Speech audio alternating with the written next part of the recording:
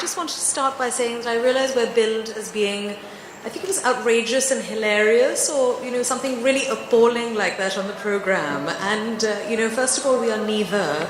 I had a few good jokes earlier today, but I used them in my last session, so I'm very sorry. I'm just essentially now wrung out. Also, it's always the sort of the death, it's the death session, the last one of the day. People are just dying to get to the bar. And also, like you say, to describe anyone as hilarious means that you're just going to doom their session to a sort of silent just death. It's over before but we are it going to begins. do our best.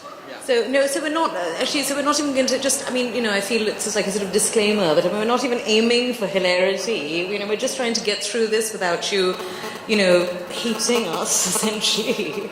So, Mahesh, I was rather hoping you'd start us off with, so Mahesh, as you heard earlier, has written a novel, The Smoke is Rising, the winner of the Tata Lit Live Prize, and nominated for various other things, and then wrote this collection of short stories, which is really about the best short stories, that have, been published actually in recent years.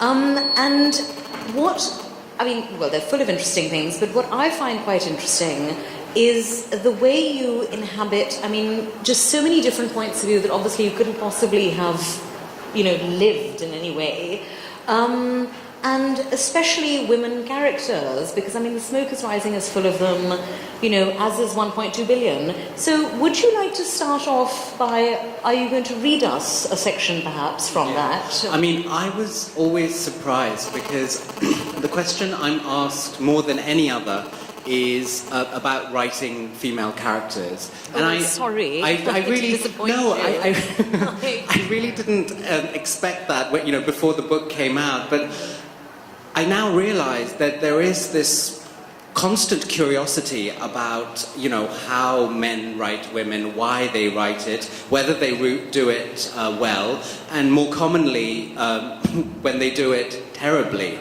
And I think we've all read many examples of that. So I'm just going to read you a bit from my novel.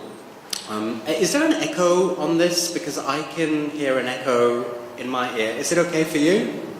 Yeah, it's okay. All right. So I'm just going to read you a passage from my novel, The Smoke is Rising.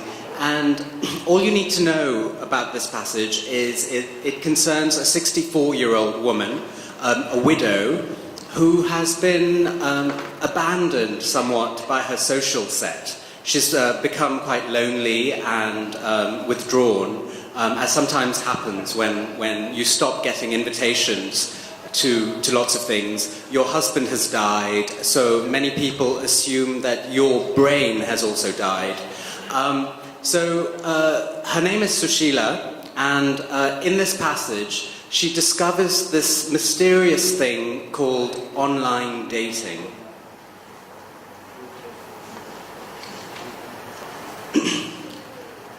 The first that Sushila had heard of this business was in an article in Scope magazine headed Silver Sweethearts, Second Time Round for Seniors. Apparently, the trend was increasingly noticeable, or rather had been noticed by one Vaishali Mehta, deputy features editor of the magazine. Older men and women were striking out again, refusing to disappear into their newspapers and knitting. If Miss Mehta were to be believed, most of the coffee shops in Delhi and Bangalore were occupied by septuagenarians on their third dates. The internet, it seemed, had liberated an entire generation of metropolitan seniors who could now invite romance and marriage back into their lives. The article made it sound like no park bench was safe, no restaurant out of bounds, and no theatre free from the triumphant cries of carousing pensioners. Sushila had always assumed that dating and matrimonial websites were for youngsters and perverts. Now her curiosity was piqued. A handful of online searches showed her that a fair number of seniors were locked in a lamentable bid to reclaim their youth. Apparently, there was no humiliation that they would not endure in an attempt to turn back the clock. Sushila jammed her reading glasses further up the bridge of her nose. Some of these characters were even older than her. On one website, a 66-year-old individual who called himself Avinash stated that his wife Brinda had passed away 3 years ago. Surely these people would not use their real names. Avinash claimed to have a deep interest in philosophy and stressed that his family members were all highly educated professional people living all over the globe. He also bore more than a passing resemblance to the old Hindi film villain Pran. Avinash was seeking a well-educated wife or companion, slim or slender, between the ages of 35 and 50. Sushila could only presume that none of Avinash's erudite, internationally settled relatives had access to the internet. She clicked on another photo. Narendra, aged 68, from Bangalore, had felt the need to include a lengthy description of his career trajectory in the medical equipment manufacturing industry. He was divorced. His wife, he stated, had indulged in some unruly behavior at the express instigation of her family members, and the consequences of this were fairly apparent. Narendra was looking for a Hindu wife who would be pleasant by nature, devoted, and adaptable. At what point had so many people taken leave of their senses? One man proclaimed, with no shame, that he was working in Afghanistan and wanted his future wife to accompany him there. As if it was not enough that the unfortunate woman would have all her husband's details splashed across cyberspace, this man wanted to take her to a place where she would be mercilessly abused by the Taliban. Of course, there were a number of seemingly normal, older men who looked perfectly well-meaning, yet some temporary mania had sent them all scurrying off to find wives when they could barely stand up unassisted. Sushila turned her attention to the women. There seemed to be a number of Anglo-Indian women in their 60s seeking husbands, a fact which did not surprise her. One Bengali woman's profile had been created by her daughter, who claimed to be speaking on her behalf. Was the poor woman even aware of the existence of this website, or would her daughter simply present her with a long line of geriatric suitors one day, a swayamvar for the superannuated? At least many of the women had seen fit to refrain from publishing their photos. Sushila did, however, spot one very decent-looking lady in a Kanjivaram sari with a gentle smile. Meena lived in Mumbai and stated that she was looking for a second innings with a caring man who would respect her independence. How had her family allowed her to get involved in such things? Sushila heard the phone ring and quickly logged off, her thoughts still fixated on Meena. She really hoped she would not end up with that man in Afghanistan.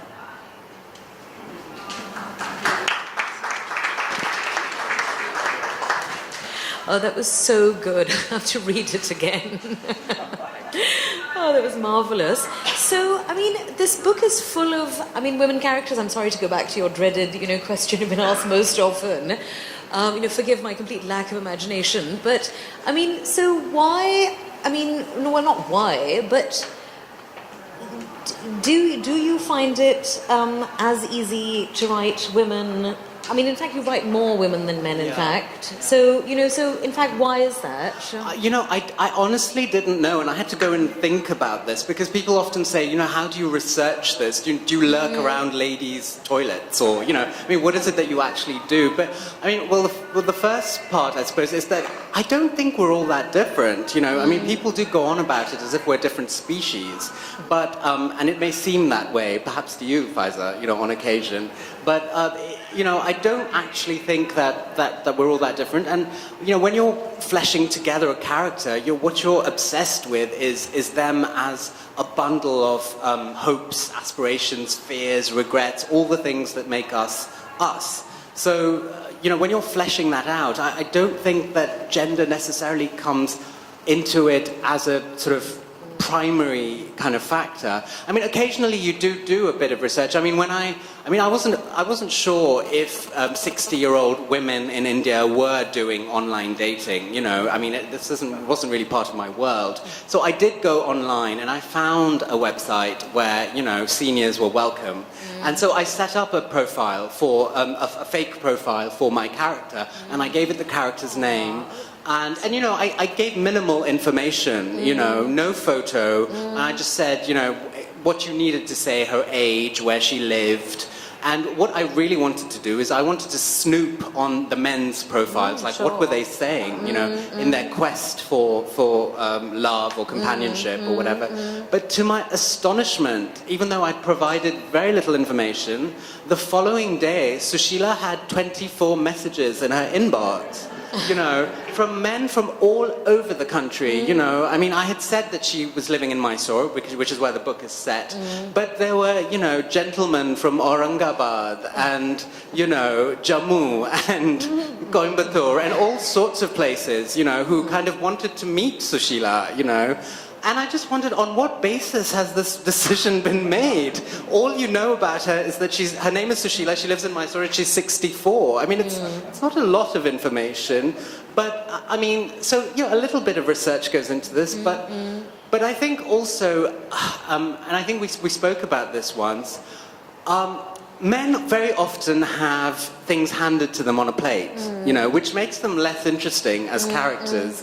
Women, on the other hand, no matter what class they're part of, they, you know, they have to negotiate their ways out of difficult situations. They have to use methods that are less than straightforward, and that could be something quite devious, or it could be something quite tragic, really. But these are much more interesting ways of presenting a character, I think. And so I think it's just, to me, it's much more fun and much more engaging writing about someone like that. So you don't feel at all that, you know, the sort of conversation that's taking place increasingly in literary circles vis-a-vis cultural appropriation? I mean, you know, what about gender appropriation? You know, do you sort of feel, you know, do you think this might sort of spill over into it at any point?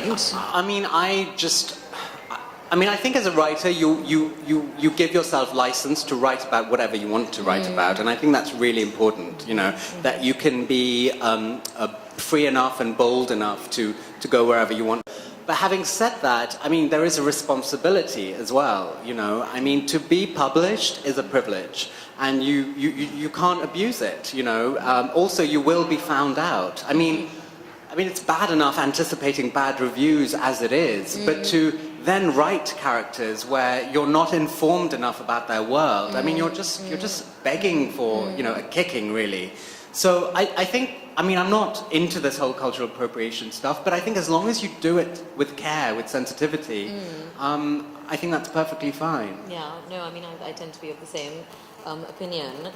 And but do you think that women writing from the point of view of men is less common? I mean, can you think of any sort of examples of that? I mean, of course you can think of examples of it, but, you know, I seem to feel that's less common. I mean, women writing men? Yeah. I mean, I think it does happen. I mean, because I don't think I read books in this way. I don't think I actually read a book and notice very often that the author is writing in the voice of the opposite gender. I mean, sometimes you're just in it, I you know. think one notices it basically when they do it badly. Exactly. You know? You notice it particularly when men write women badly, because it is fairly common. And I think when men write women badly, it's often because, you know, they either don't care. It's not that they're incapable of writing a perfectly well-rounded, complex female character. It's just that there's a kind of structural laziness. They just don't want to.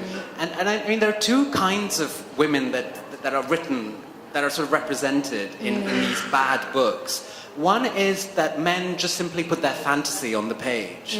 So, you know, and this is very often the campus novel, you know. So Right. you find like an older professor is the main character, and he's very similar to the author himself. Right. And what he's writing about is, you know, some young, nubile female student who is in love with his intelligence. And, you know, it's basically a fantasy, you know, that they are projecting onto the page. And all of this comes out. And, I mean, for example, Philip Roth, who's an amazing writer and, you know, has written, you know, one of my favorite books, The Plot Against America. But then now, in his later years, there's a book, and I honestly can't remember its name at the moment, but there is this dreadful lesbian sex scene in it. And you just think, you've had an illustrious career, and it's clearly some sort of fantasy he's playing out. Yeah. And also in this novel, this lesbian leaves her female lover for the male character. And I mean, again, I mean, talk about wish fulfillment, Yes, so that really. is So, you know, I mean, I think that fantasy should sort of probably best be avoided. And the other thing is that sort of male writers, I'm thinking of people like Updike, for example, who, Yeah. again, amazing, extraordinary writers, such prose stylists. Yes. But the women in his novels are there mainly to hinder the men. You know, to keep them from their destinies. So these men would all go on to do brilliant, wonderful things, were they not shackled to this nagging shrew of a wife, who, by, you know, imposing this domesticity on the man, is kind of shrinking his world, you know. So again, that's this kind of role, and you feel that that's baggage that the male author is bringing into the book. It's interesting you should say that, because the sort of actually stereotyping that I find, you know, very annoying is the resilient woman character. I mean, first of all, whenever I hear the word resilient, you know, I usually want to, you know, claw somebody's eyes out, because resilient generally just means people who have no choice, or resilient is, you know, us making ourselves feel better about an unjust system, I mean, in many ways. And so I find a lot of women who are, you know, women, I mean, essentially on a pedestal, I mean, it's that old thing, you know, women who never make any mistakes, you know, and women but who are still sort of, you know, meet terrible endings, you know, just because of fate and patriarchy and that. And I feel very strongly also about, you know, what is now called, more so in film really than literature, the strong woman, who frankly is usually cardboard thin and unbearable. And if I hear sort of the words, you know, this woman character is kick-ass, I mean, you know, one knows that this has been, you know, dreamt up by a teenager, has really pretty much nothing backing it, and just usually means somebody who is brusque and unpleasant, which is not the only way to be strong, actually, in fact. And I know that it's a reaction against us always seeing women who are gentle and kind and put upon, but I think it's as unrealistic as the first cliche, essentially. And also, it's just not that pleasant to read or to watch, because, you know, you feel like you're being lectured to. You feel there's a sort of hectoring going on, that, you know, this is how you're supposed to be. You're not allowed to be weak or vulnerable or nasty in any way. I mean, one of the reasons I sort of gravitate towards literature is that I want to read about people who are as awful as I am, or even worse. No, you know, I want to read relate to these people. Yeah, you know. I mean, I don't want to read about the perfect and the saintly and the sort of the shining, you know. I really want to read about people who are even more flawed than I am. It sort of makes me feel better about myself in some way. So, oh no, of course. I mean, that really is what literature is for, isn't it? Yeah. Making yourself feel better. Yes, no, absolutely. Of finding sort of, you know, other people's deep, dark, you know, awful things that they've done. It just makes you feel like an acceptable human being. You know? I mean, some of my favourite female characters in fiction are, you know, really despicable. I mean, one of my famous favourite characters is Cousine Bette in the Balzac novel. Yes. I mean, I'm sure many of you have read it, but for those of you who haven't, Cousine Bette in the novel is, you know, she's from the poorer side of this bourgeois family. the family, that her side of the family don't have much money. She's kind of watched the other side of the family have lots of money. Everyone is more attractive than her. She becomes this sort of embittered old maid. But, you know, she's actually quite a nasty character. She kind of manipulates her way into trying to get what she wants. She's petty, she's vindictive, you know, but she's just wonderful because she's horribly, horribly human, you know, and the trick with all of this is, I think, to engage your sympathy when someone is like that, because you know why they're like that. And we've talked about Emma yes, before. So, no, absolutely. So, I mean, I love Emma. I know you don't much care for her. Well, I love Emma the novel. You know, I love Emma the novel. I intensely dislike Emma the character, certainly at the beginning of the novel, you know, because, I mean, you know, she's this incredibly snobby, meddling know-it-all, and I think if I met her in real life, I would run a mile. She's your regular, I mean, entitled South Asian. You have met her in real life many, many times. And I have run very far. So no, I think she's fantastic. I mean, I think she's completely human, and you know, I'm delighted at her meddling.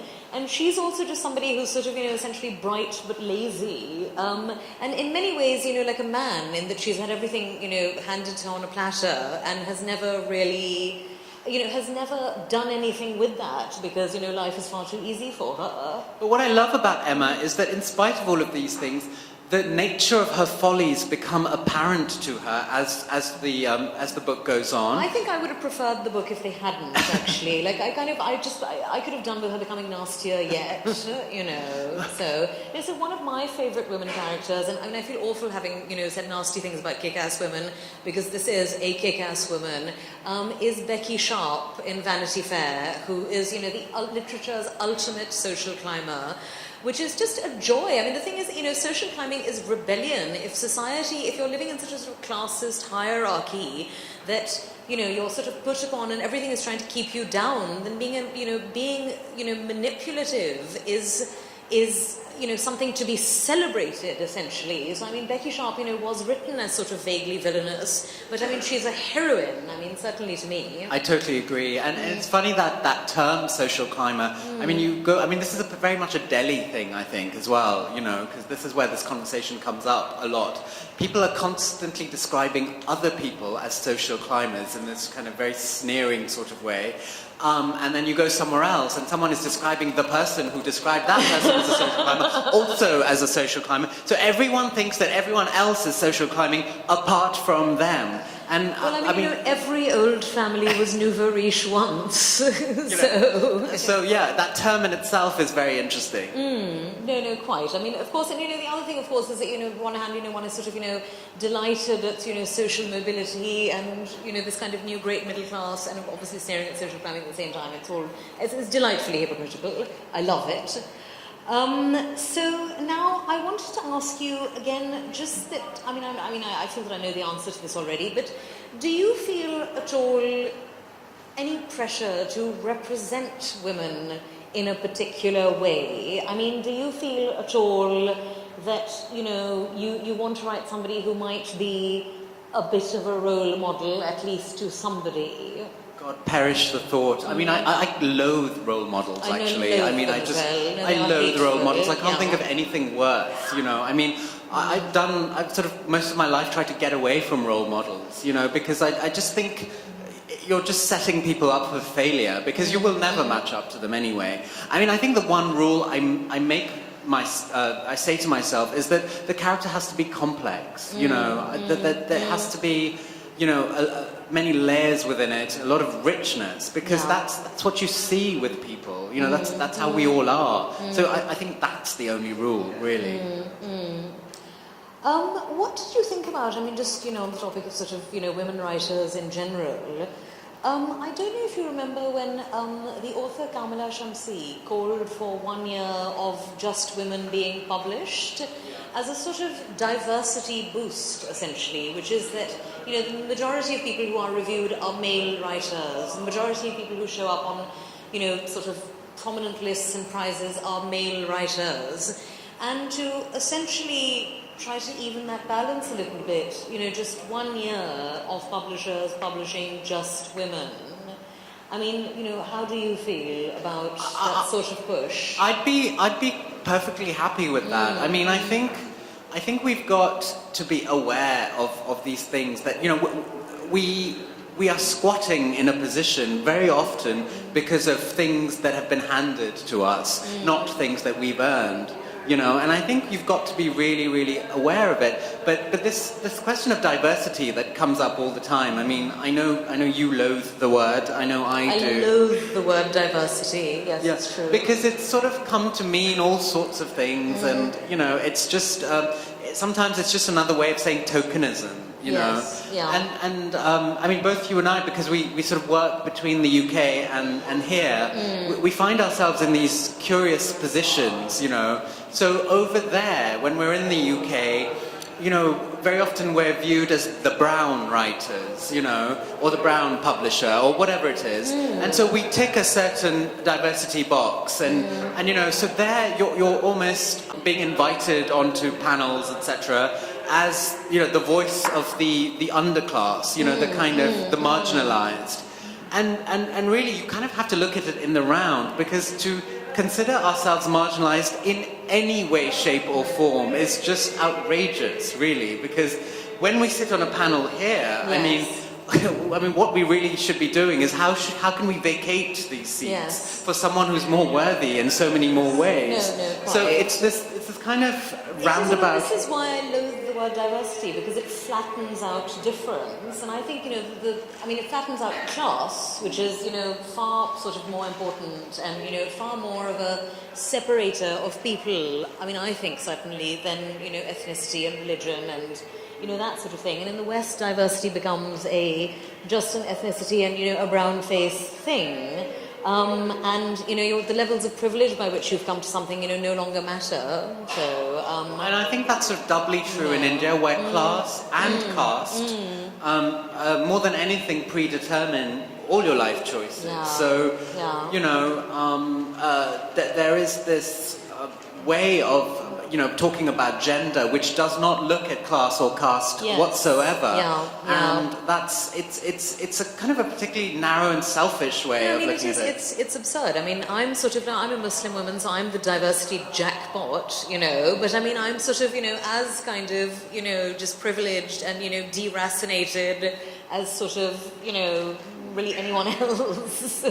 I know, I mean, I'm not quite as desirable as you on the diversity scale, but I mean, we kind of, you know, we're sort of complicit in it sometimes, because we don't say no to invitations, we profit from it in our own way, but I mean, you've got to constantly think about this sort of thing, and how you engage with it and what you do to try and make it better. No, quite. And I will say one thing, though, about, you know, women even with privilege, and as you've mentioned this, I think earlier, you know, as we were speaking, about how women even, you know, of the upper class have to negotiate and compromise, and, you know, even as a privileged woman, you still have to negotiate patriarchy.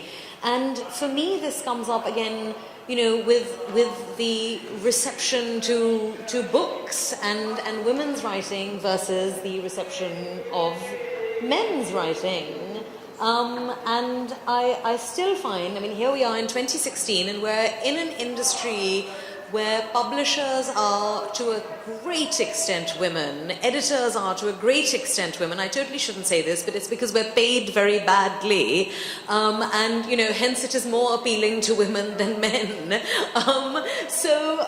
You know, but but the thing is that in spite of this, you know, the literary world is riven with sexism, actually. And so you will have, you know, you will still have sort of authors like, I mean, one of my favorites, Anita Bruckner, who's a Booker winner and I think, you know, the last great stylist, who still is not taken especially seriously and who still is not read by men because her books are considered domestic. I mean, as if what happens outside the home is in some way more important than what happens inside the home. And, you know, again, my sort of, you know, I mean, my favorite sort of, you know, 20th century novel is this book called The Pursuit of Love, which is in various ways about World War II. It's a far more realistic depiction of what it's like living through war than sort of Evelyn Waugh and Hemingway, who have sort of written, you know, on the same topics. And I say this with some experience. I mean, I was living, you know, in Karachi in sort of, God, it was sort of 2010, 2011. And, I mean, the situation was pretty bad. And a bomb went off, you know, quite close to my house. And I live in a sort of, I was living in a sort of rather old kind of, you know, pre-partition sort of building which kind of shook and shuddered and that sort of thing. And, you know, yes, I mean, it was, you know, first of all, checked to see if any of it had, you know, fallen down. And when I realized that it hadn't, you know, my first thought was, you know, okay, a bomb has gone off, 5 minutes have passed. And, you know, the boy who, you know, I'd gone on a date with 2 nights for and was waiting to hear from, you know, had not phoned to ask you know, how I was. And, I mean, but this was my issue. I mean, you know, and there were, you know, like people had died, you know, 40 meters down the road. But I'm afraid one is a human being, and these are the things that one thinks about. And just to sort of even suggest that this is not one's reaction to things, I mean, I think is a big lie. And I think, you know, women tend to address these issues far more than men. I mean, I think men actually, I think they kind of get off on war, frankly. And they kind of, you know, quite like their sort of, you know, brotherly kind of camaraderie and, oh, you know, here we are in the trenches, sort of, you know, being men. And, you know, this is really, I mean, you know, please, I mean, give me a break. You're so immature. So, I mean, I think. No, so, absolutely. And it permeates every level of it. I mean, you could talk about the way the book covers are designed, for example. So when you have a male author or a female author, and they might be writing, you know, similar books about a similar sort of thing, and you'll often find, I mean, you might have noticed actually when you go to a bookshop, there is this preponderance of book covers by female authors, which is the back of a woman, usually facing the sea or, you know, in a white diaphanous dress, you know, wafting through a cornfield. Well, I mean, my cover of The Pursuit of Love is luridly pink and has this sort of little illustrated woman, you know, who looks like she's going shopping or something, you know, so... I mean, the covers are a huge problem, actually. I mean, and not just for gender, but also for... Well, no, but again, it's, you know, it's the fault, I mean, you know, naturally of men, as most things are, which is that men... No, it's true, because men will not read books by women. I mean, this is the level of prejudice, you know, this is where we are as not just as a society, this is where we are in the world. Men will not read books written by women, with very few exceptions. You know, they'll read kind of Arundhati Roy, they'll, you know, somebody sort of, you know, won a Nobel, maybe, you know. But, you know, and so books written by women are marketed to other women. You know, because men are fools. I mean, basically. So you know. Well, no, I mean it's true that these structural things are you know, they're continued by the men who control the sales side of the business. Because as you said, women work predominantly in publishing, but the top CEOs are almost always largely men. You know. So it starts off with the cover, and whether you put, you know, a sort of a butch, manly cover on it, or something quite, you know, like a woman wafting through a cornfield. But then it also starts with the promotion of it and how you promote a book and stuff. So I have very seldom been asked about children or family or any of this sort of stuff in interviews. You know? So you know, I can't even. I'm probably once or twice, but really very rarely am I asked about children or how I, you know, keep my personal life as well as my professional life going and all these sorts of questions. Whereas you can be guaranteed that a woman, you know, especially if it's known that she has a child or, you know, perhaps a famous husband or whatever it is, you know, that question will be foremost. You know, how do you do it all? No, you know? Completely. But this is the same way, and I'm sorry, this is completely off topic, but this is the same way in which white writers living sort of in, you know, in for example, in South Asia, are never asked how they deal with their identity and their sense of self, being Caucasians living in, non-white countries. But I mean, God forbid, if you happen to be brown writing in London, the very first question is, has it been, and how have you dealt with the duality of your identity and your cultural identity, which is a very polite way of saying, how do you cope with not being white, basically. So I think it's that same sort of... Yeah, and you sort of have to say, well, I've never been white. So, I mean, it's not like I actually know, what that's like. So I'm actually, I've sort of eased myself into a wonderful comfort with being brown, You don't know quite. I mean, this is all you can say. And, yeah, I mean, it goes, it sort of cuts every way, this stuff. So... I don't know what the answer to this. I mean, I think part of the answer surely has got to be to recruit more women into, the top layers. I mean, I don't know. No, it's still, I'm telling you, it still doesn't work. It's just male readers, are the problem. I mean, basically, I'm not really entirely sure what to do with you people, but, you're fine when you read a lot of women writers, I know. Yeah. But well, these days, I'm just personally, happy for any readers, quite frankly. Anyone who reads anything, It's true. I mean, the bar is so low these days that I think we're just grateful for anyone who buys a book. So we've got 15 minutes, I think, or even less, because we started a little late, to go. So I was wondering if anyone had any questions. I mean, I realise this is nearly impossible because we've just gone in such a sort of higgledy-piggledy way. But if anyone has any questions about gender and or literature, Mahesh is willing to answer them for you. But I want to ask this question to you. Oh, me? Yes. Oh, okay. Aren't you a feminist? Yes. You're so wrought about the men not reading your book and all that. But we do read your books. We do read women books. I'm sorry. I mean, I didn't intend for you to take it, quite so personally. I meant as a greater, statistical, trends show. Of course, that's there okay, are but always men who are the exception, to... Maybe they would not pick up a book written by a woman. But at the end of the day, they would read the book. Because a reader is a reader. And I would agree with Mr. Rao when he told that... is it because he's a man? We should be thankful for the people who read books after we are getting Kindle and all that stuff. Which is... Well, I was being slightly flippant when I said that, because I do agree that... I mean, to be honest, I am puzzled. I honestly do not understand why a man would not read a book by a woman. Of course. I mean, but that's a very personal thing, because it's... I grew up in Nairobi. We had 2 bookshops. If you wanted to read, you read whatever was available, whoever it was by, and you were just attracted to all sorts of things, but perhaps that's influenced my reading habits, and that's how I've ended up this way. But I am genuinely puzzled. I mean, you almost want to ask a man who never reads female writers, what is it that puts you off?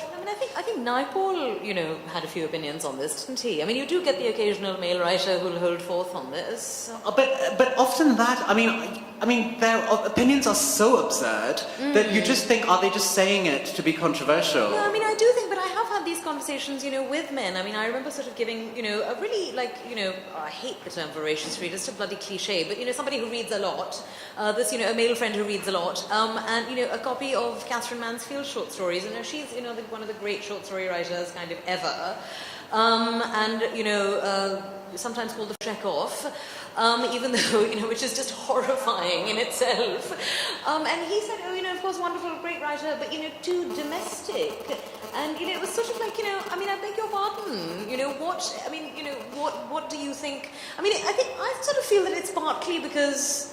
I don't know what it is. I can't bear that the domestic sphere is considered this kind of, nothing thing. We're all lying to ourselves, really. But also there are men, people like Jonathan Franzen write almost purely about the domestic, And, every novel of his that comes out is sort of billed as the next great American novel. So, it's not even the subject matter. I mean, to me it is genuinely baffling, I don't know. Well, and I would really want to put this point through to you, that if you want to know the culture of the place, you read the women writers.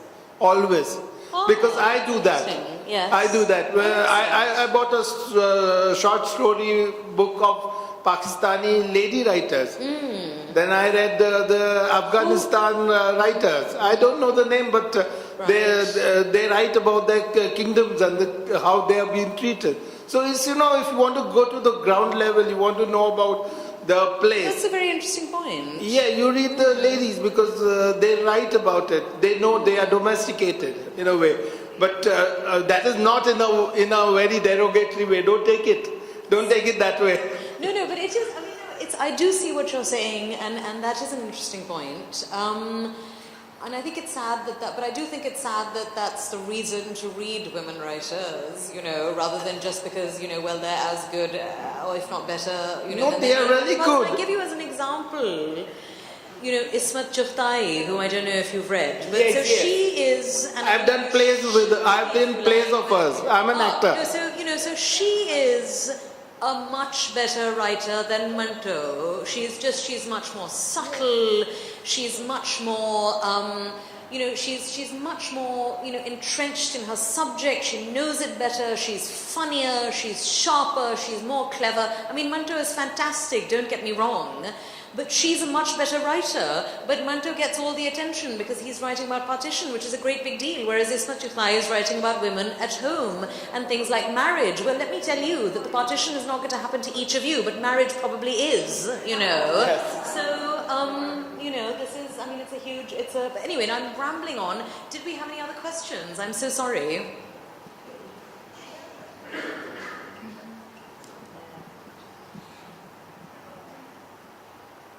We did not. Well, I think that Lulled might them be- into I think- submission. yes, no, absolutely. I think that might be that in that case. I think, thank you very much for being here. We're going to beg our leave.